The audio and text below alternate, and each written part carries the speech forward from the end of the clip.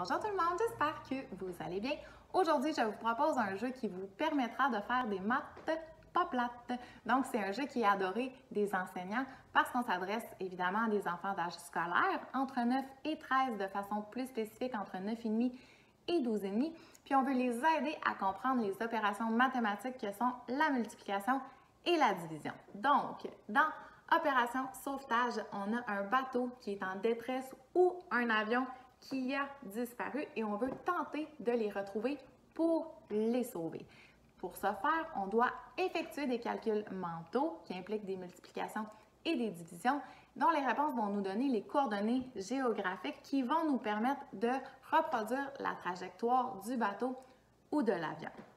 Je vous montre ici une partie de la planche de jeu qui représente une carte géographique sur laquelle on a l'axe des X et l'axe des Y en orange qui va nous permettre de placer nos coordonnées. On a ici une carte trajet qu'on va insérer dans notre petite pochette radar et qui va nous présenter les opérations à effectuer. C'est un jeu coopératif, donc qui va impliquer tous les joueurs qui vont poursuivre un même but qui est de réussir l'opération sauvetage. Chacun à notre tour, on va effectuer une opération. On s'adresse à des enfants de niveau 4e à 6e année ici, puis si on va en France, CM1 à 6e. Donc, si je commence ici, je vais trouver les coordonnées en faisant les opérations.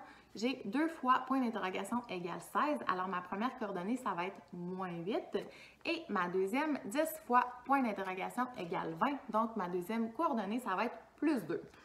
Alors, je vais sur ma carte, je prends mon petit jeton A, parce que c'est l'opération A.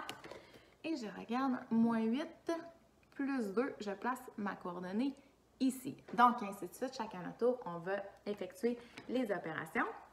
Quand on les a toutes réalisées, on va valider ici notre trajectoire pour finalement corriger nos réponses aux opérations. À la fin, quand on est arrivé au point où on aurait retrouvé le bateau ou l'avion, on doit résoudre un problème pour réussir notre mission sauvetage. Donc, on choisit une carte qui correspond au même niveau que notre carte trajet. Ça, c'est une carte sauvetage. Je vous la lis pour vous donner un aperçu. Ce matin, lorsque l'équipage a amorcé son opération de sauvetage à la recherche d'un avion, le thermomètre indiquait une température extérieure 3 fois plus élevée que celle d'hier matin. Hier matin, il faisait 3 degrés. Quelle température faisait-il lorsque l'équipe a amorcé son opération ce matin? Donc, les joueurs vont travailler ensemble pour résoudre ce problème-là. Ils ont 3 minutes.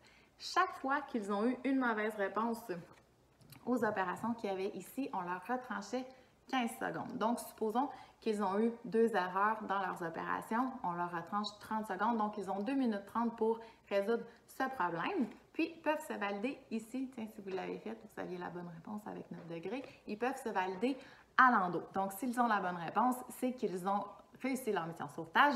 Le cas échéant, c'est qu'ils ont échoué et qu'ils doivent réaliser une autre mission pour y arriver. Alors, j'espère que vous allez en profiter. Je pense que c'est vraiment une bonne façon de faire des maths avec vos jeunes cet été.